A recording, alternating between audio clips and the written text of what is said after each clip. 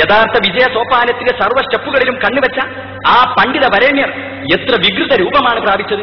വെറും കീറിപ്പറിഞ്ഞ മുഷിഞ്ഞ വസ്ത്രം, അഴുക്കുചാലുകളിൽ മുക്കിയെടുത്ത പ്രതീതി, ആരാരുമല്ലാത്ത, ആരുടേതുമല്ലാത്ത, നാടേതുമറിയാത്ത ഒരു ദരിദ്രവാസിയെപ്പോലെ ഊരുചുറ്റുകയാണവർ. മാനന്തവാടിയിൽ നിന്ന് മൈസൂർ കാടുകളിലേക്കുള്ള പദയാത്രക്കിടയിൽ കാട്ടിക്കുളം എന്ന സ്ഥലത്ത് വെച്ചൊരു സംഭവമുണ്ടായി. പദയാത്ര മൈസൂര് കാടുക കേറിയ കാട്ടാനകളും കൂടി വസിത്താരേ സോദരരായി നേരേ, കൂടി വസിത്താരേ സോദരരായി നേരേ. കാട്ടിക്കുളമിൽ എത്തി ഒരു ഹോട്ടലിന് മുന്നിൽ പറ്റി, ഒട്ടനവധി പേരുണ്ടന് തീയം കേറിയ ഭക്ഷണമെത്തി. ഉടനടിയിൽ ദ്രുതഗതിയിൽ ഭക്ഷണവും കഴിച്ചെന്നത് തീയം ദേഹനിറങ്ങുന്നേ, നേരെ നടക്കുന്നേ, ദേഹനിറങ്ങുന്നേ, നേരെ നടക്കുന്നേ. ഹോട്ടലുകാർ പിടികൂടി കാശു തരൂ എന്നോതി, അന്നവർ കാശില്ലാത്ത പകീറും ഷർട്ടും മുണ്ടുമയൂരി. ഉടനടിയിൽ ദ്രുതഗതിയിൽ അടിവസ്ത്രം ധരിച്ചെന്നത് തീയം ദേഹ് കറങ്ങുന്നേ, കാനനവിൽ തന്നെ, ദേഹ് കറങ്ങുന്നേ, കാനനവിൽ തന്നെ. തീയം ദേഹെന്നൂര് പദയാത്ര മൈസൂര് കാടുക കേറിയ കാട്ടാനകളും കൂടി വസിത്താരേ സോദരരായി നേരേ, കൂടി വസിത്താരേ സോദരരായി നേരേ. കൊടും കാട്ടിലൂടെ മൈസൂരിലേക്ക് യാത്ര ചെയ്യുമ്പോഴാണ് സംഭവം. റോഡിനരികിലെത്തിയപ്പോൾ അതാ ഒരു ഹോട്ടൽ. ജനങ്ങൾ അതിനകത്ത് ഭക്ഷണം കഴിക്കുന്നത് ബഹുമാനപ്പെട്ടവർ കണ്ടു. മഹാൻ വേഗം ഹോട്ടലിലേക്ക് കയറി. സ്വാദിഷ്ടമായ ഹോട്ടൽ ഭക്ഷണം മഹാനരുടെ മുന്നിൽ കൊണ്ടുവരപ്പെട്ടു. നല്ലപോലെ ഭക്ഷണം കഴിച്ച് ഒന്നും മിണ്ടാതെ ഇറങ്ങിപ്പോവുകയാണ് മഹാൻ. ഹോട്ടലുടമയും പരിവാരങ്ങളും വയ്യാരെ ഓടിക്കൂടി കുപ്പായ കോളറിൽ പിടിച്ചു.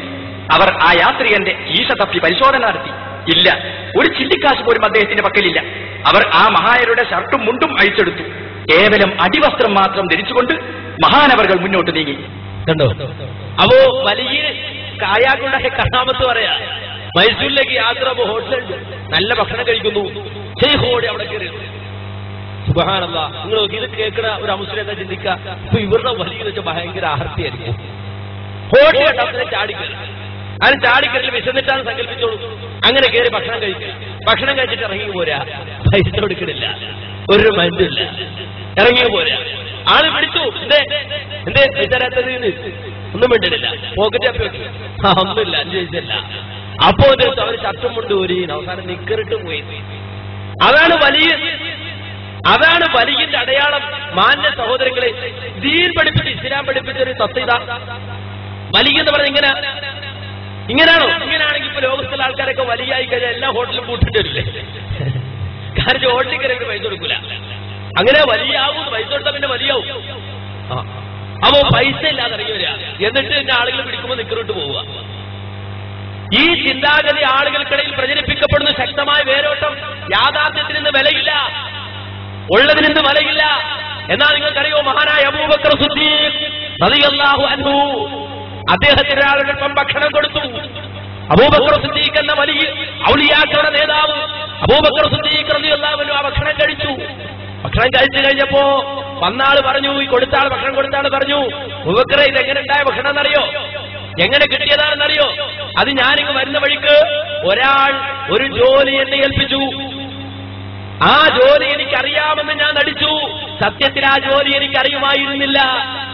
എനിക്കറിയാത്തൊരു ജോലി അറിയാമെന്ന് നടിച്ച് ഞാൻ അവിടെ ജോലി ചെയ്ത് കിട്ടിയ ആ പൈസയിൽ നിന്നാണ് നിനക്കിപ്പോൾ ഞാൻ ഭക്ഷണം വാങ്ങിത്തന്നതെന്ന് അബൂബക്കർ സിദ്ദീഖ് റളിയല്ലാഹു അൻഹുവിനോട് പറഞ്ഞപ്പോ വായിലേക്ക് കൈയിട്ടിട്ട്, വായിലേക്ക് വിരലിട്ടിട്ട് ആ അകത്തുപോയ ഭക്ഷണം മുഴുവൻ തുപ്പിക്കളഞ്ഞ്, ഉള്ളിലുള്ള ആ ഭക്ഷണം മുഴുവൻ തുപ്പിക്കളഞ്ഞ് ഛർദ്ദിച്ച മഹാനായ അബൂബക്കർ സിദ്ദീഖ് റളിയല്ലാഹു അൻഹുവിനെ ഉൾക്കൊള്ളാൻ ആളില്ല.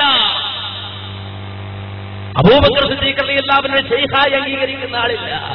ആ മാതൃക പിൻപറ്റാൻ ആളില്ല. നേരെ മറിച്ചുള്ളതോ ഹോട്ടലിൽ കയറിയ പൈസ കൊടുക്കാതെ ഇറങ്ങിപ്പോരാ. വിശക്കും മനുഷ്യനാണ്, പൈസ ഇല്ലാതാവും. കയറുമ്പോ പറയാറുണ്ട് പൈസ ഇല്ല, ഇത്തിരി ഭക്ഷണം വേണം, ഇല്ലെങ്കിലോ പട്ടിണി കിടക്കണം, അതല്ലേ വലിയ. അല്ലാതെ ഹോട്ടലിൽ കയറി ഭക്ഷണം കഴിച്ചാൽ പൈസ കൊടുക്കാതെ ഇറങ്ങിപ്പോവാന്ന് പറഞ്ഞാൽ അതിനെന്ത് ശ്രദ്ധയാണ്, അതിനെന്ത് മാന്യതയാണ്? അപ്പൊ എല്ലാവിധ കള്ളത്തരത്തിനും, എല്ലാവിധ തോന്നിയാസത്തിനും, എല്ലാവിധ അക്രമത്തിനും മതത്തിന്റെ ചുവടുണ്ടാക്കി കൊടുക്കുക, മതത്തിന്റെ ഒരു സ്ഥാനം വേണ്ടേ? ഇപ്പൊ നാളെ ഹോട്ടൽ കയറി പൈസ കൊടുക്കാൻ ഒരാൾ ഇറങ്ങിയാലും തെളിവില്ലേ? നമ്മളൂർ അങ്ങനെ പണ്ടുണ്ടായിരുന്നു, തെളിവ് കിട്ടി. അങ്ങനെ ഹോട്ടൽ കയറിയ പൈസ കൊടുക്കാതിരിക്കാൻ പോലും തെളിവ്. ഇതൊക്കെ ആര് ഏതൊക്കെ മനുഷ്യന്മാരോട് പറയാൻ പറ്റുമോ? ഇതൊക്കെ ഇത് അനീതിയാണ്, മനുഷ്യരിത് ചെയ്യരുതെന്ന് പറയണോ? എന്തൊരു ദുര്യോഗമാണിത്! ഇത് തെറ്റാണെന്ന് പറഞ്ഞു കൊടുക്കണോ? ഇത് ഏതൊരു സാധാരണക്കാരൻ മനസ്സിലാകണല്ലേ? ന്യായാണോ? നീതിയാണോ? എന്നാൽ ഈ രൂപത്തിൽ ഇസ്ലാമികമല്ലാത്ത, ധാർമ്മികതയ്ക്ക് നിരക്കാത്ത തോന്നിയാസങ്ങൾക്ക് മതത്തിന്റെ പേരിൽ വേരോട്ടുണ്ടാക്കി കൊടുക്കുക, എന്നിട്ട് അതിനൊരു ദിവ്യത്വം കൂടി, ഒരു ദിവ്യാത്ഭുതം ഉണ്ടാക്കി കൊടുക്കുക. എല്ലാരും അങ്ങനെയാണ്. കാല് വയ്യാത്തവര് കാല് ശരിയാക്കി കൊടുക്കും. തങ്കു ബ്രദർമാര് അത് കാണുമ്പോ ഇപ്പുറത്തോ സ്ഥലാത്ത നഗറുകള് എല്ലായിടത്തും ഒരു മനുഷ്യനെ ഇങ്ങനെ പരിവേഷപ്പെടുത്തി ഇങ്ങനെ നിർത്തുക. ഒരു ഭാഗത്ത് തങ്കു ബ്രദർ, ഒരു ഭാഗത്ത് നിന്നുകൊണ്ട് ചാനലുകളിൽ കൂടെ കയറിപ്പറ്റിയിട്ട് ആളുകൾക്കിടയിൽ സുവിശേഷ പ്രസംഗം നടത്തി ആളുകളെ പറ്റിക്കുമ്പോ ഇപ്പുറത്തോ വലിയ ലോഹയിട്ട് വലിയ തലപ്പാവ് ധരിച്ച് പച്ചശാലിട്ട് തങ്ങന്മാരുടെ പേരിൽ രംഗത്ത് വരിക. നിങ്ങളൊന്ന് ആലോചിച്ച് നോക്കൂ. അള്ളാഹുവിന്റെ ദീനിലെ പ്രവാചകനെ നിന്ദിക്കുക. തങ്ങളെന്ന് പറഞ്ഞാൽ അതുകൊണ്ട് ഉദ്ദേശിക്കുന്നത് അഹ്ലുബൈത്ത് എന്നതാണെങ്കിൽ ഈ അഹ്ലുബൈത്ത് ചൂഷണമാണോ? ചൂഷണോപകരണങ്ങളാണോ? ജനങ്ങളെ കബളിപ്പിക്കാനുള്ളതാണോ? അല്ല. ഇസ്ലാമിൽ അഹ്ലുബൈത്തുണ്ട്. അഹ്ലുബൈത്ത് ഇസ്ലാമിലുണ്ട്. ഹദീസിന്റെ താളുകളിൽ അഹ്ലുബൈത്തിനെ സംബന്ധിച്ച ചർച്ചയുണ്ട്. പ്രവാചകൻ സല്ലല്ലാഹു അലൈഹി വസല്ലം പറഞ്ഞു, എനിക്ക് ശേഷം നിങ്ങൾ അഹ്ലുബൈത്തിനെ ശ്രദ്ധിക്കണമെന്ന്, അഹ്ലുബൈത്തിനെ നിങ്ങൾ പരിഗണിക്കണമെന്ന്. സഹാബത്ത് നബിയോട് ചോദിച്ചു, യാ റസൂലല്ലാഹ് മൻഹും, ആരാണ് ഈ അഹ്ലുബൈത്ത് എന്ന് പറഞ്ഞാൽ? ആരാണ് ഈ അഹ്ലുബൈത്ത് എന്ന് പറഞ്ഞാൽ? പ്രവാചകൻ വിശദീകരിച്ചു കൊടുത്തു, ഹും ആലു അലി വആലു ഉഖൈൽ വആലു അബ്ബാസ് വആലു പിന്നെ ഉഖൈൽ. നബി സല്ലല്ലാഹു അലൈഹി വസല്ലം 4 കുടുംബക്കാർ. ആലു ജഅഫർ കുടുംബം, ആലു അലി കുടുംബം, ആലു ഉഖൈൽ കുടുംബം, ആലു അബ്ബാസ് കുടുംബം. ഇവരാണ് അഹ്ലുബൈത്ത്. എന്താ ഈ അഹ്ലുബൈത്ത് ആയി കഴിഞ്ഞാൽ പിന്നെ എന്താ? എല്ലാരും കൊണ്ടൊന്ന് വാരിക്കോരം, അങ്ങോട്ട് ഇറക്കുമതി ചെയ്യണം എന്നാണോ? അല്ല. പ്രവാചകൻ പറഞ്ഞു, അവർക്ക് സക്കാത്തിന്റെ മുതൽ സ്വീകരിക്കാൻ പാടില്ല, വരുമാനം കുറയുകയില്ല. അഹ്ലുബൈത്ത് ആയപ്പോ വരുമാനം കുറഞ്ഞു. മറ്റുള്ളവർക്ക് സക്കാത്തിന്റെ മുതൽ കൊടുക്കുമ്പോ അഹ്ലുൽ ബൈത്തിൽപ്പെട്ടാക്ക് സക്കാത്തിന്റെ മുതലില്ല. അതുകൊണ്ടാണ് റസൂലുള്ളാഹിന്റെ പേരക്കുട്ടി ഒരിക്കൽ വഴിയിലൂടെ നടന്നു പോകുമ്പോ ഒരു കാരക്കയുടെ ചീലെടുത്ത് വായിലേക്കിട്ടു. പ്രവാചകൻ പറഞ്ഞു, മോനെ വേണ്ട, അത് പുറത്തേക്ക് തുപ്പൂ. പ്രവാചകൻ ആ കുട്ടിയുടെ വായിൽ വിരലിട്ട് വായിൽ അകപ്പെട്ടു പോയ ആ